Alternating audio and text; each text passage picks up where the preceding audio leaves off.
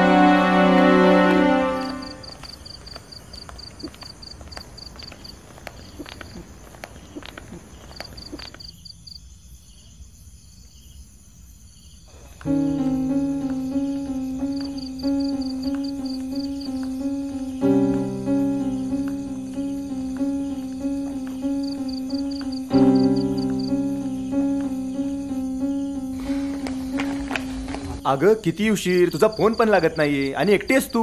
अरे हो दादा, मी तुला फोन लावायचा खूप प्रयत्न केला, पण आजूबाजूलाही कोणी नव्हतं. माझा फोनही स्विच ऑफ झाला होता. माझ्या बरोबर ती व्यक्ती आहे ना, ती ती कोण कोण? काय झालं? काय काय होतंय काय तुला? कोणाला शोधतीस तू?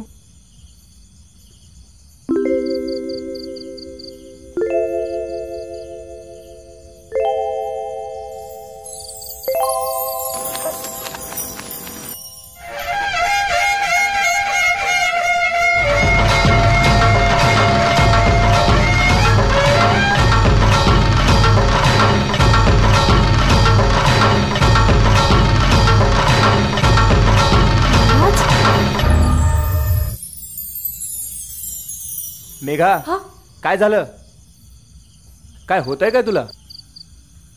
म्हणजे माझ्यासोबत जी व्यक्ती होती ते महाराज होते. महाराज? अगं काय झालंय काय? हॅलो. काही नाही रे दादा, चल आपण घरी जाऊ, मी तुला सांगते.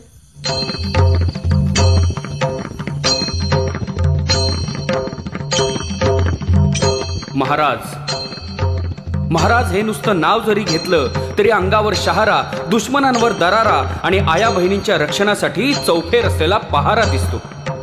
महाराज प्रत्येक मुलीची काळजी आपल्या माय बहिणीसारखी घेत.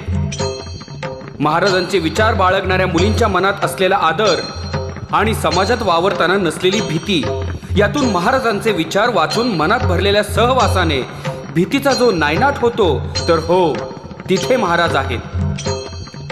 जर भीतीची चुणूक आली आणि डोळ्यासमोर महाराजांचे चित्र जरी दिसले, तर हो, तिथे महाराज आहेत. एखाद्या माय बहिणीवर अत्याचार होत असतील आणि तिच्या मदतीसाठी हात धावून आले, तर हो, तिथे महाराज आहेत. कारण महाराज ही फक्त एक व्यक्ती नसून महाराज एक डोंब आहे विचारांचा. महाराज म्हणजे अथांग सागर आहे खोल भावनेचा.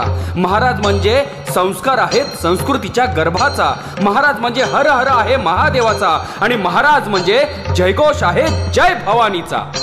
जय जिजाऊ, जय शिवराय, जय महाराष्ट्र.